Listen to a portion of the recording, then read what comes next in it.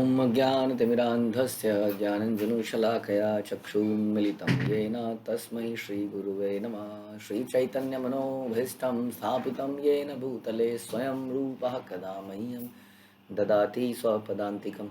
वन्देऽहं श्रीगुरौ श्रीयुतापदकमलं श्रीगुरुन् वैष्णवांश्च श्रीरूपं साग्रजातं सहगण रघुनाथान्वितं तं सजीवं साद्वैतं सावधूतं परिजनसहितं कृष्ण चैतन्य देवं श्रीराधा कृष्ण पादान सहगण ललिता श्री विशाखान्वितांश्च। हे कृष्ण करुणा सिंधु दीनबंधु जगतपते गोपेश गोपिका कांत राधा कांत नमस्तुते। तप्त कांचन गौरांगी राधे वृंदावनेश्वरी वृषभानुसुते देवी प्रणमामि हरिप्रिये। वाञ्छां कल्पतरुभ्यश्च कृपा सिन्धुभ्येव च पतितानां पावनेभ्यो वैष्णवेभ्यो नमो नमः। जय श्री कृष्ण चैतन्य प्रभु नित्यानंद श्री अद्वैत गदाधर शिवासादि गौर भक्तवृंद। हरे कृष्णा कृष्ण कृष्ण हरे हरे, हरे राम राम राम हरे हरे। नमो विष्णुपादाय कृष्णप्रेष्ठाय भूतले श्रीमते भक्तिवेदांत स्वामिन्निति नामिने। नमस्ते सारस्वते देवे गौरवाणी प्रचारिणे निर्विशेष शून्यवादी पाश्चात्य देश तारिणे। ओम नमो भगवते वासुदेवाय, ओम नमो भगवते वासुदेवाय, ओम नमो भगवते वासुदेवाय। हरे कृष्णा। श्रीमद् भागवतम 9वां कैंटो 8वां अध्याय और 26वां श्लोक। तो हमने सुना किस प्रकार से सगर के बहुत सारे पुत्र जल के भस्म हो गए हैं because of anger, judgmental behaviour, जिसके कारण उन्होंने सोचा कि कपिल, हाँ भगवान जो कि वास्तव में भगवान है, चोर है। ऐसे संसार के लोग कई भगवान को दोष दे देते हैं, ये सबके जिम्मेदार तुम हो, तो उनका सर्वनाश होता है। भगवान का भला नहीं देख पाते हैं, ये नहीं देख पाते भगवान ने क्या दिया, उल्टा ही भगवान को दोषारोपण करते हैं। तो ऐसे लोगों का संहार हुआ और उसके तरफ उसी तरह दूसरा बच्चा उनका दूसरी पत्नी से, अंशुमान जो है, भगवान को देखकर भगवान को ग्लोरीफाई करने लगता है। दोनों लोगों ने भगवान के साथ में घोड़े को खड़ा देखा, एक ने भगवान को मारने का प्रयास किया, एक ने भगवान को ग्लोरीफाई करने का प्रयास किया। एक जलकर राख हो गया और दूसरा आप सुनेंगे। तो इस प्रकार से कैसे हम ये देख पाएं कि हमें क्या मिल रहा है। अक्सर मैं और मेरा के चक्कर में हम इसको देख नहीं पाते हैं और हमें केवल बुरा ही दिखता है। तो अंशुमान जो है इतने ग्रेटिट्यूड फील कर रहे हैं कि वो भगवान का ग्लोरिफिकेशन करे ही जा रहे हैं और बोलते हैं कि हे समस्त जीवों के परमात्मा, हे भगवान, मैं अब आपके दर्शन मात्र से सारी काम वासनाओं से मुक्त हो गया हूँ, जो दुर्लंघ्य मोह तथा संसार बंधन के मूल कारण है। आपके दर्शन से जितनी भी काम वासनाएं थी सबसे पवित्र हो चुका हूँ। और ये काम वासनाएं क्या करती हैं? ये काम वासनाएं दुर्लंघ्य मोह तथा संसार बंधन का मूल कारण है। ये जो शरीर हमने धारण किया है, जो इतना जिक्र हम करते हैं, जो जन्म मृत्यु और ये अटैचमेंट्स, दोबारा से परिवार, फिर मृत्यु, फिर से एक परिवार, ये कारण है हमारी वासनाओं का, हमारी अनलिमिटेड डिज़ायर्स का, जो विच आर नेवर सेटिस्फाइड, जो निरंतर ये डिज़ायर्स हमारी बढ़ती जा रही है और हमें लगता है ये डिज़ायर्स को सेटिस्फाई करते रहेंगे तो वी विल बी हैप्पी। इस संसार में एक भ्रम है बहुत बड़ा कि यदि आप अपनी इच्छाओं को पूरा करोगे तो आप हैप्पी रहोगे। इसलिए संसार में बोलते हैं इच्छाएं करो, सपने देखो, बचपन से ही सिखाया जाता है, सपने देख के सपनों को पूरा करो तो तुम खुश रहोगे। हाँ, जबकि हम भी अपने सपने पूरे नहीं कर पाए, कितने सपने देखे थे टूट गए, न जाने फिर भी क्यों ऐसा भ्रम बना रहता है कि हमसे तो थोड़ी बहुत गलतियाँ हो गई, मुरादें मांगी जाती हैं, मेरे बच्चों के सपने पूरे हो जाएं। तो ये सपने जो हैं यहाँ बता रहे हैं, यही तो है वासनाएं। हाँ, एक सपना कितना अच्छा वर्ड लगता है और एक वासना कितना बुरा शब्द लगता है। ये दोनों एक ही चीज़ है। संसार में जो सपने हैं वही काम वासना है। और बता रहे हैं कि इसके कारण ये दुर्लंघ्य मोह तथा संसार बंधन मिलता है। लेकिन आपके दर्शन पाने से मेरी ये इच्छाएं, हे भगवान, समाप्त हो गई। सुखदेव गोस्वामी बोलते हैं कि हे राजा परीक्षित, जब अंशुमान ने भगवान का इस प्रकार महिमा गायन किया तो महामुनि कपिल ने, जो विष्णु के सशक्त अवतार है, उस पर कृपालु होकर उसे ज्ञान का मार्ग बतलाया। Yes, this is the ultimate thing. यदि हमें कोई ज्ञान देता है, भगवान कहते हैं गीता में कि जो ये ज्ञान सबको देता है वो मुझे सबसे प्रिय है।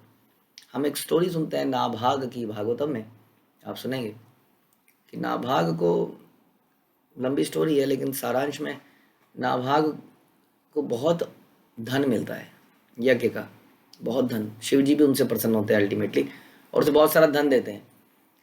लेकिन वो इतने प्रसन्न होते हैं कि कहते हैं कि मैं तुम्हें धन के अतिरिक्त, धन से भी उच्चतम कुछ दूंगा। और वहां पर वो नाभाग को भगवान का ज्ञान देते हैं।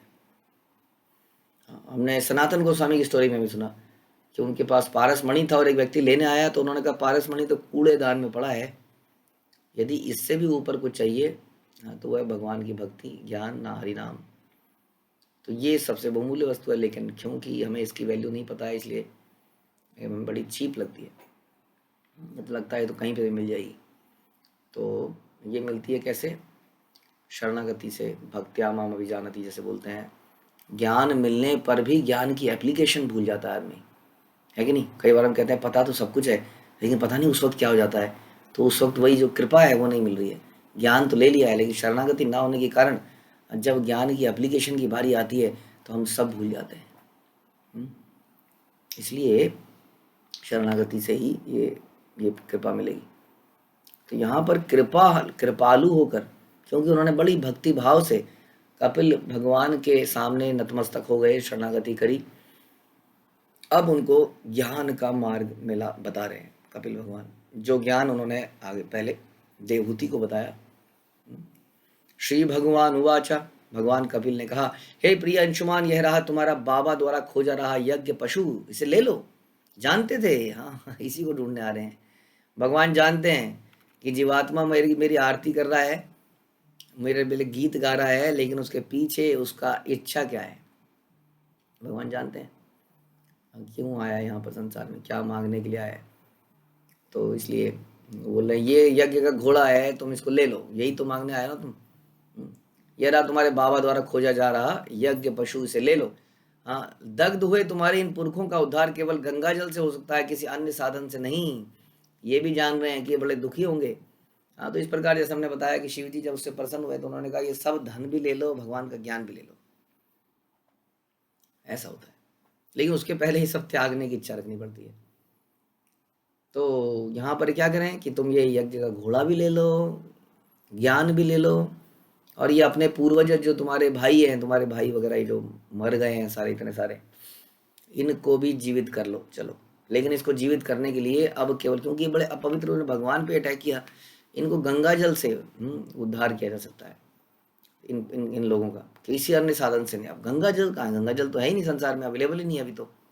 हाँ, तत्पश्चात अंशुमान ने कपिल मुनि की परिक्रमा की और अपना सर झुकाकर उन्हें सादर नमस्कार किया, और इस तरह उन्हें पूरी तरह संतुष्ट करके अंशुमान यज्ञ पशु को वापस ले आया, और महाराज सगर ने इस घोड़े से यज्ञ का शेष अनुष्ठान संपन्न किया। बहुत मुसीबत हुई इस घोड़े से, अल्टीमेटली घोड़ा मिला।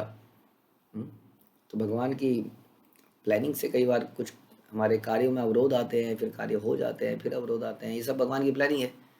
हाँ, इस बीच हमें अपनी भक्ति ना छोड़ते हुए भगवान पे डिपेंड करते हुए आगे बढ़ते जाना चाहिए।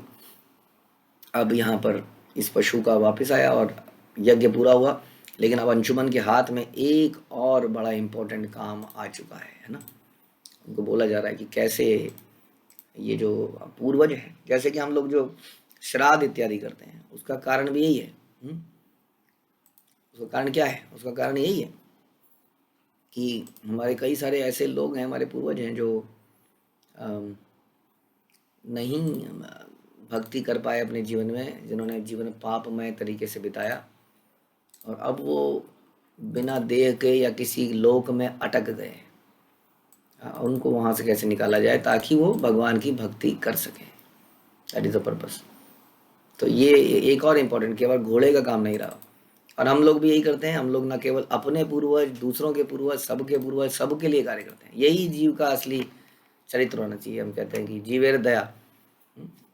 हमें भी भगवान की कृपा से ये ज्ञान मिला है, तो हम इससे अपने पूर्वज, दूसरों के पूर्वज, सबके ऊपर कार्य करें, ऐसा हमें करना चाहिए। अब देखेंगे हम कितना कल्याणकारी कार्य करेंगे अंशुमान और उनके आगे आने वाले कई वंशज, इस संसार में सबके भले के लिए, वरना गंगा जल का एक लोटा ले आते कहीं से ऊपर के लोगों से, हाँ, कारण सागर से मांग लेते, लेकिन वो पूरी की पूरी गंगा ही संसार में लाएंगे। मेरे पूर्वजों का तो उद्धार होगा। इस संसार में लोगों की नियति यही है कि वो हमेशा पाप कर्म करते ही रहेंगे, हाँ, और यदि पाप कर्म करेंगे तो भगवान की भक्ति में नहीं लग पाएंगे। तो गंगा जी में नहाने का पर्पस क्या है? पाप कर्मों को खत्म करके फिर से पाप करना नहीं है। हाँ, तो गीता में भगवान कहते हैं जिसके पाप कर्म है उसको समझ ही नहीं आएगा, बोल क्या रहे हो। ऐसा होता है कि नहीं आपके साथ? कई बार किसी को समझाए जा रहे हो, समझाए, वो समझ नहीं आ रहा है, उसके मान ही नहीं रहा है वो किसी चीज़ को, क्योंकि बहुत पाप कर्म इकट्ठे हो चुके हैं, उसको समझने नहीं दे रहे। तो इसलिए ऐसे अनुष्ठानों में कई बार उनको सुकृति दिलाने के लिए हम लोग भक्ति के सेवाओं में जोड़ते हैं। भक्ति तो नहीं कर पाते वो डायरेक्टली, लेकिन प्रसाद हम डिस्ट्रीब्यूशन कर लेगा। कई बार उसको पुस्तक वितरण में ज़बरदस्ती ले जाएंगे तो चल पड़ेगा, कई बार नगर संकीर्तन में ज़बरदस्ती ले जाएंगे तो चल पड़ेगा, प्रसादम भी खा लेगा, डोनेशन दे देगा, कुछ ना कुछ कार्य में लगेगा। उन्हीं उसी तरह से गंगा जी में नहा लेगा। तो गंगा जी में नहाएगा तो फिर से हो सकता है उसको धीरे धीरे फिर समझ में आने लगे, हाँ वो सही कह रहे थे मेरे को। तो इस प्रकार से सबकी हित के लिए गंगा जी को संसार में लाया जाएगा।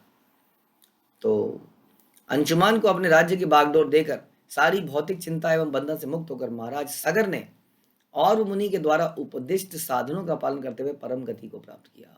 इससे भी पता चलता है कि सगर का यज्ञ धन समृद्धि पाने के लिए नहीं था। हाँ, उन्होंने यज्ञ किया और क्या किया, आओ मेरे बेटे अब तुम संभालो, अब मैं चला। ये बड़ा नेचुरल प्रोसेस था पुराने ज़माने में, एवरीबडी वॉज डूइंग दैट। हमारे पास तो कुछ आगे पीछे है नहीं खास। अब एक सोच सकते हैं, हम राजाओं की कथाएं सुनते हैं बहुत सारे जिन्होंने ऐसा किया, ये भी एक राजा थे, है ना। और राजा के लिए सब कुछ छोड़ना बड़ा मुश्किल है। वैसे ही हम देखते हैं कई बार हमारे संसार में लोग अपनी गद्दियों को, पोजीशन को छोड़ना नहीं चाहते, चाहे 80 साल की क्यों ना हो जाए। हम यहाँ देखते हैं इतने बड़े राजा यंग एज में, काफ़ी यंग एज में, मतलब आजकल के हिसाब से तो अपने पुत्रों को वो दे के आगे जीवन के असली उद्देश्य के लिए चल पड़ता। और ऐसा नहीं था उससे पहले वो ऐसा नहीं करते थे। ये कहने का मतलब है कि उसके पहले आश्रम डिफरेंट था, गृहस्थ आश्रम था, उसके अंदर कुछ जिम्मेदारियां भी थी, भक्तिमय तरीके से संतान को बड़ा करना। हाँ, और राजा की जिम्मेदारी है कि संसार में कैसे लॉ एंड ऑर्डर बनाया जाए ताकि भक्ति फैल सके। लेकिन आफ्टर सम टाइम अब समय आ गया है, आगे की पीढ़ी इसको संभालेगी, अब हम अपना ध्यान लगाएंगे टोटली भगवान की भक्ति में। तो ऐसा सोचते हुए वो चले गए और उन्होंने परम गति की प्राप्ति करी, बता रहे हैं। अब हम सुनेंगे आगे क्या होता है इस कथा में। तो उसके लिए अध्याय 9 हम शुरू करेंगे, अंशुमान की वंशावली। तो कौन कौन इनके वंशावली में आए, क्या अंशुमान गंगा जी को ला पाए या नहीं, ये क्वेश्चन आया था। तो यहाँ सुन के पता चलेगा कि गंगा जी इतनी आसानी से संसार में नहीं आई जितना हम सोचते हैं। जनरली लोग सोचते हैं भगीरथ जो है गंगा जी को लेके आए, और उसके आगे पीछे की कहानी हमें मालूम नहीं है ठीक से। तो अब पता चलेगा कैसे ये सब हुआ। तो श्री शुक उवाचा, सुखदेव गोस्वामी कहते हैं कि राजा अंशुमान ने अपने पितामह की तरह दीर्घ काल तक तपस्या करी, तो भी वे गंगा नदी को इस भौतिक जगत में नहीं ला पाए। मुश्किल काम था बहुत, भगवान के चरणों का जल मुश्किल है, कैसे संसार में लाया जाए, इतना चीप नहीं है। उसी तरह से भगवान का महाप्रसाद जो हमें मिल रहा है आज की डेट में, वो इतना आसान नहीं है। लेकिन वो हमारे जो भी पहले के भक्त जन रहे, श्रृंखला रही, जैसे हम सुनते हैं कि एक बार किस तरह से नारद मुनि ने भगवान को उच्छिष्ट खा लिया, शिव जी ने उसको मांगा, शिव जी ने नारद मुनि की उंगली को चाट लिया और वो भी नाचने लगे। तो अल्टीमेटली पार्वती जी एकदम से तपस्या में चली गई, मुझे क्यों नहीं मिला। और फिर बाद में भगवान का प्रसाद सबको अवेलेबल हुआ, महाप्रसाद इस संसार में। तो इस प्रकार से भगवान का महाप्रसाद संसार में आया। Now it is very easily available, तो उसकी वैल्यू ख़त्म हो जाती है। जैसे जिस संसार में, जिस जगह में, हमारे यहाँ पर इंडिया में ख़ास तौर पे आप देखेंगे आम बहुत मिलता है, तो आम की कोई कदर नहीं है, आम से रेडियो में पड़े रहते हैं। विदेशियों को जब आम मिलता है तो आम, मैंगो, ऐसी हर चीज़ के लिए है। जो चीज़ हमारे पास है उसकी हमारे पास वैल्यू नहीं रहती है, ये अक्सर रहता है। तो महाप्रसाद भगवान का हम चरणामृत पीते हैं, अक्सर उत्सवों में भगवान को स्नान कराया जाता है, उसका चरणामृत पीते हैं। तो ये सब चीज़ें जो हैं, और ऐसी जो भी चीज़ है, हमें उसके ऊपर इंटेंस भाव पैदा करना चाहिए, क्योंकि नेचुरली भाव पैदा नहीं होता है हमारे अंदर, क्योंकि हमारे अंदर काम इच्छाएं हैं जो ऐसे भाव को दबा देती हैं अक्सर। तो उस भाव को कैसे बार बार जागृत करना पड़ेगा। तो कितना मुश्किल से, देखिए इस व्यक्ति ने, अंशुमान ने, जो कि भगवान कपिल द्वारा ज्ञान प्राप्त था, हाँ, गंगा नदी को संसार में लाने के लिए तपस्या करी, लेकिन फिर भी वो इस जगत में गंगा नदी को नहीं ला पाया, और उसके बाद कालक्रम में उनका देहांत हो गया। जैसा हम अभी चर्चा कर रहे थे, जरूरी नहीं है कि हम अपने प्रोजेक्ट्स में सक्सेसफुल हो ही जाएं। भगवान की इच्छा है, भगवान किसके सर पे श्रेय देना चाहते हैं, वी नेवर नो। और जो भगवान की इच्छा है वही इच्छा है। तो जिसको श्रेय मिल रहा है उसी को श्रेय मिलेगा। हम अपना प्रयास करते हैं, भगवान इसी में प्रसन्न हो जाएंगे। तो इसी प्रकार से अंशुमन चले गए, और अंशुमान की भांति उनका पुत्र दिलीप गंगा को इस भौतिक जगत में लाने में प्रयास किया, अथक प्रयास किया, लेकिन असमर्थ रहा, और कालक्रम में उसकी भी मृत्यु हो गई। जो आज हम देख रहे हैं, ये अंतर्राष्ट्रीय कृष्ण भावनामृत संघ, ये ऐसे थोड़ी बन गया। जैसा हम देख पा रहे हैं, कितने लोगों ने बलिदान दिया, लेकिन हमारे पास समय का है। जैसे हम अक्सर कहते हैं कि यदि बलिदान देखना है तो हमारे आचार्यों के जीवनी को पढ़िए, कैसे कैसे कष्ट उन्होंने, शिला प्रभुपाद लीलामृत हम पढ़ते हैं और देखते हैं कैसे उन्होंने कष्ट झेले। इवन भक्ति सिद्धांत सरस्वती ठाकुर की लाइफ स्टोरी हम पढ़ते हैं, भक्ति विनोद ठाकुर की पढ़ते हैं, और इनके बाद के लोगों में हम सॉल्टेड ब्रेड जैसी पुस्तक पढ़ते हैं। उन्हें कितना बलिदान, तब जाके ये खड़ा होता है। इस तरह से हमारे जितने हमारे सीनियर्स हैं उनके कुछ बलिदान होते हैं, जिसके कारण से ये आगे बन पाता है, जो कि अक्सर भूल जाया जाता है। जो अभी है हमें उससे ही मतलब होता है, हम देख नहीं पाते हैं पीछे की चीज़ें। तो यहाँ पर हम देख पा रहे हैं कि अंशुमान चले गए, दिलीप भी चले गए तपस्या करते करते, और दिलीप के पुत्र भागीरथ ने गंगा को इस भौतिक जगत में लाने के लिए अत्यंत कठिन तपस्या करी, जिसके बारे में अक्सर हम जानते हैं। तो भागीरथ ने फिर से तपस्या करी। तत्पश्चात माता गंगा राजा भगीरथ के समक्ष प्रकट होकर बोली, मैं तुम्हारी तपस्या से अत्यंत प्रसन्न हूं और तुम्हें मुंह मांगा वर देने को तैयार हूं। गंगा देवी द्वारा इस प्रकार संबोधित होते हुए राजा ने उनके समक्ष अपना सिर झुकाया और अपना मंतव्य बताया।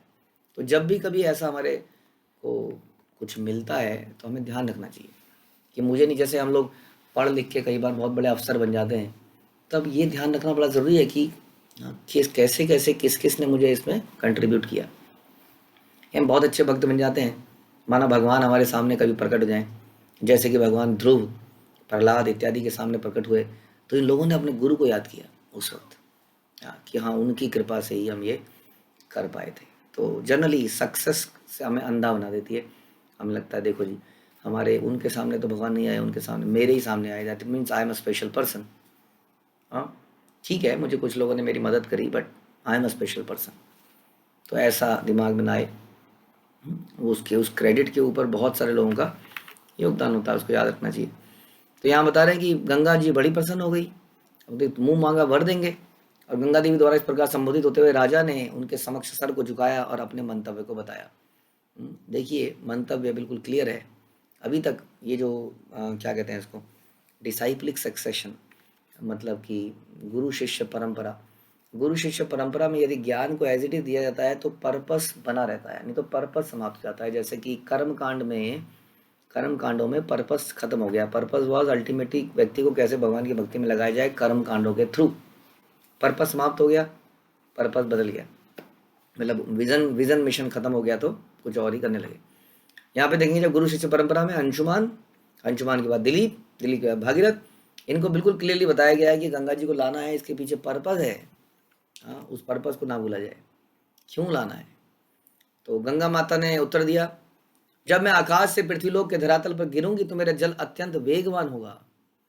हाँ कैसे, अब संसार में, अब कारण सागर सोचिए, कारण सागर के अंदर छोटे से बुलबुले, ये ब्रह्मांड होता है, छोटा सा बुलबुला।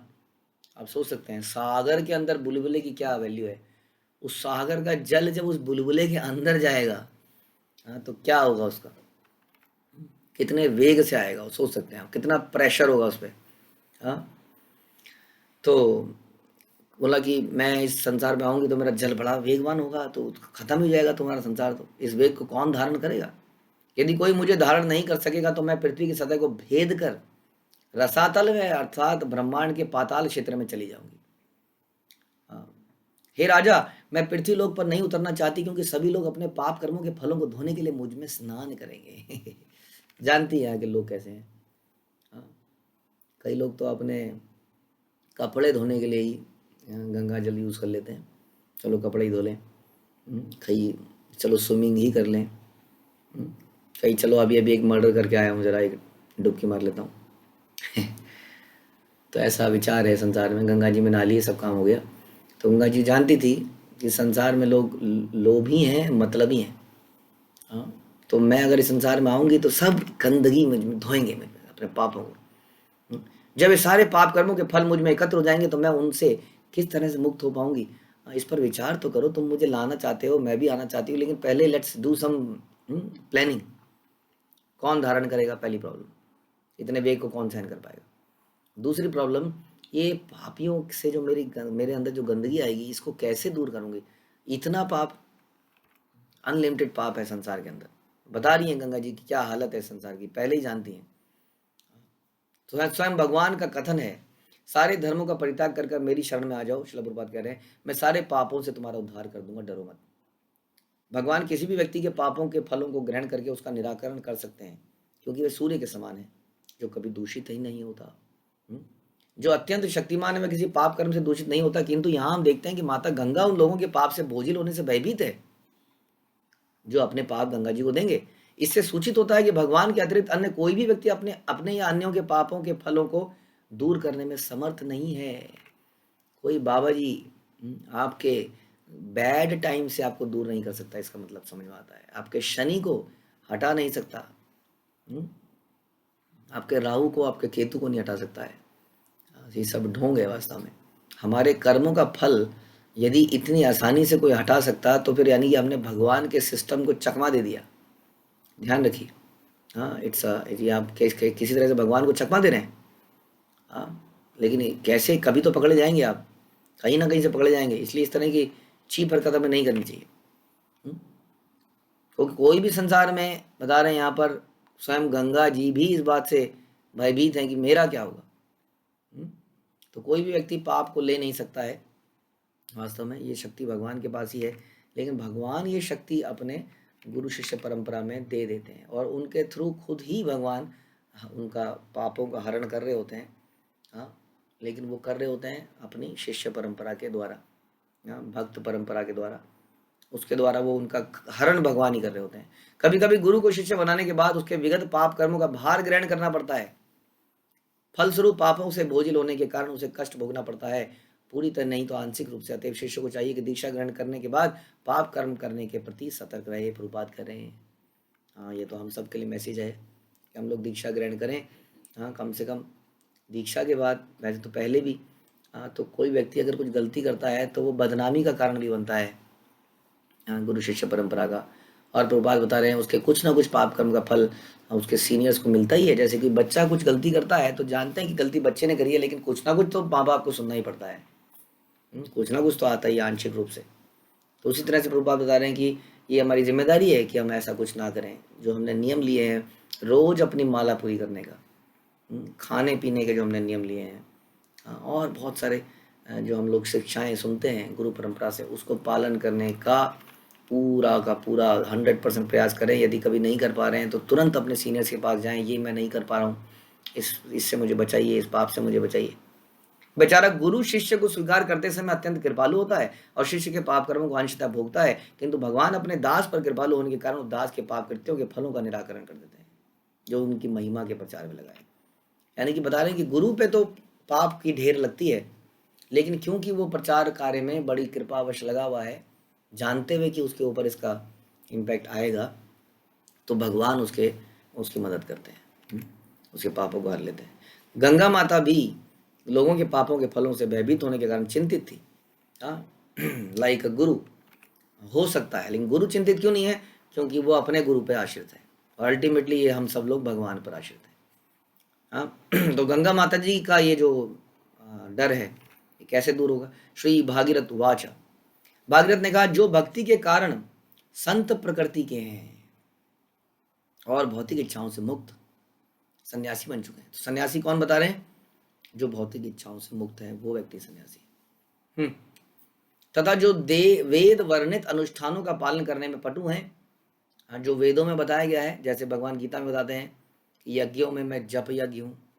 हाँ, जो इन सब चीज़ों में पटु हैं, शुद्ध भक्त हैं, वो सर्वदा महिमा मंडित और शुद्धाचरण वाले हैं तथा सभी पतितात्मा का उद्धार करने में समर्थ हैं। जब ऐसे शुद्ध भक्त आपके जल में स्नान करेंगे तो अन्य लोगों के संचित पापों के फलों का निश्चय ही निराकरण हो जाएगा।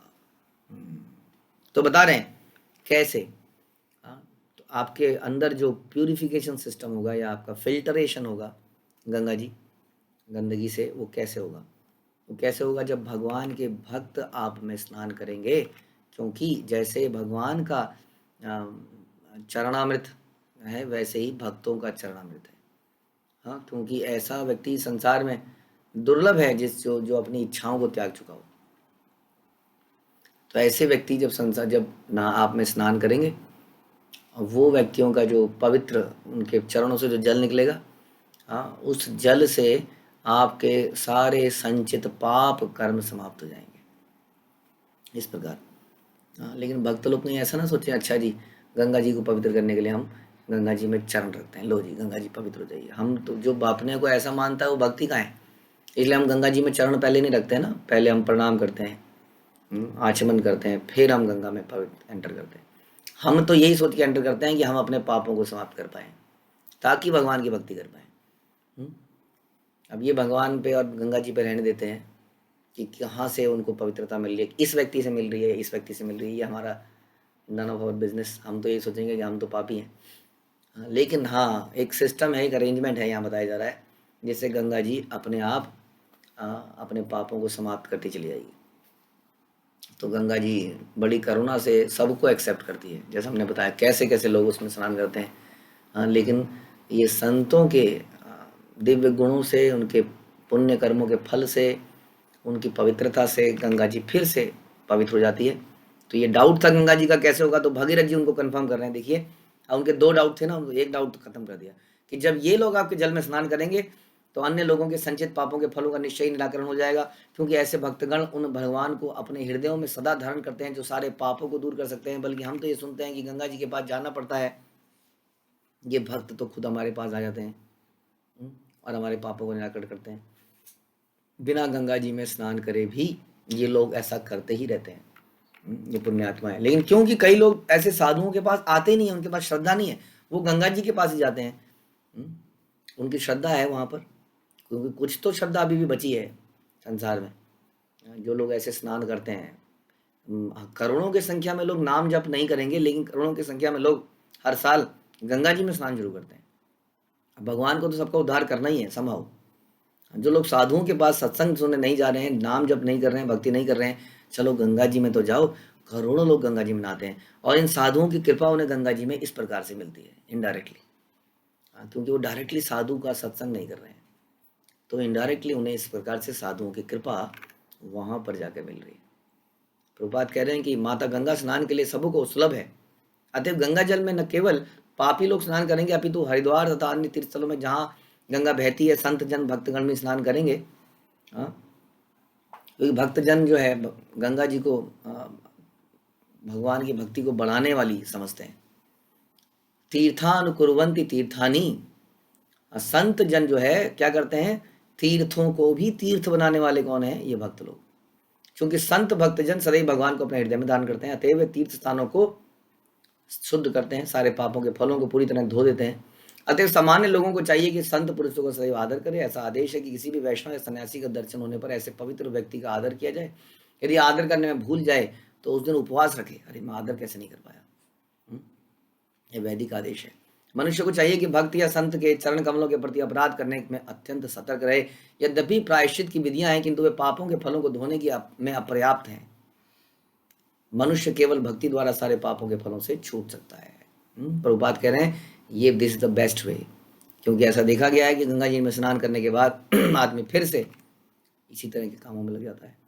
ऐसा ही प्रश्न था सुखदेव गोस्वामी का परीक्षित महाराज से, तो परीक्षित महाराज परीक्षित महाराज का सुखदेव गोस्वामी से, सुखदेव गोस्वामी यही बताते हैं हाँ, कि इस प्रकार से पाप करने की प्रवृत्ति नहीं जाएगी, पाप के फल जरूर समाप्त हो जाएंगे, पाप करने की प्रवृत्ति को समाप्त करना है तो इन संतों के पास ही जाइए, भक्ति करिए, तब आप दोबारा ऐसा नहीं करेंगे।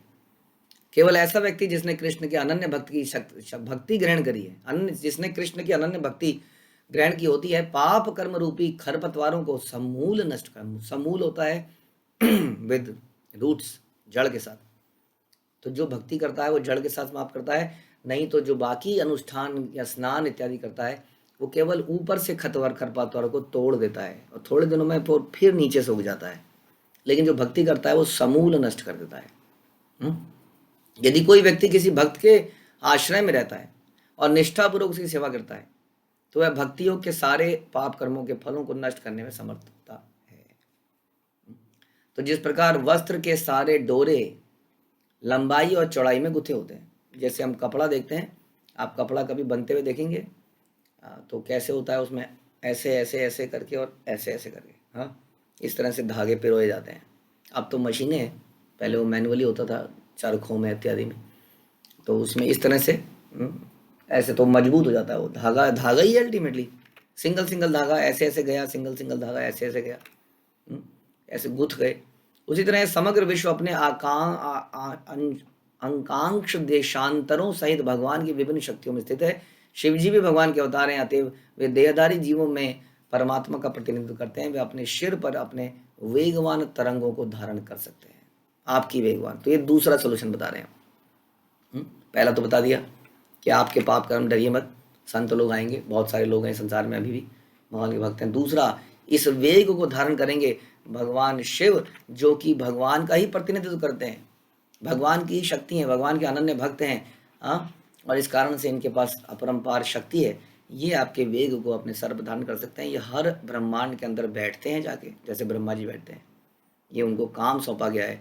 तो उस ब्रह्मांड के अंदर शिव जी हैं जो आपके वेग को धारण करेंगे। ब्रह्म संहिता में शिव जी का वर्णन इस प्रकार हुआ है कि जब दूध में जामुन डाल दिया जाता है तो दही में कन्वर्ट हो जाता है तो वो दही से डिफरेंट भी है, लेकिन दही से निकला हुआ है, सॉरी, दूध से निकला हुआ है लेकिन दूध से डिफरेंट है। इसी प्रकार भगवान गोविंद भौतिक व्यवहार के निमित्त भगवान शिव का रूप धारण करते हैं। तो दूध के अंदर खटास से जो कन्वर्ट होकर दही बनता है वो है शिव, इसी प्रकार से वो है। हाँ, भौतिक जगत के पालन हेतु ब्रह्मा विष्णु और महेश, ये तीन अवतार हैं। शिव जी विष्णु के तमोगुणी अवतार हैं। यहाँ जगत प्रधानता तमोगुणी है, इसलिए इस जगत के लोग प्रधानता शिव जी की उपासना करेंगे, उनके शरण लेंगे। इसलिए शिव जी की उपमा यहाँ सारे विश्व के अंशांक देशांतर से दी गई, जो वस्त्र के तानों बानों के समान होते हैं। तो वो जो है बहुत ही शक्तिशाली है।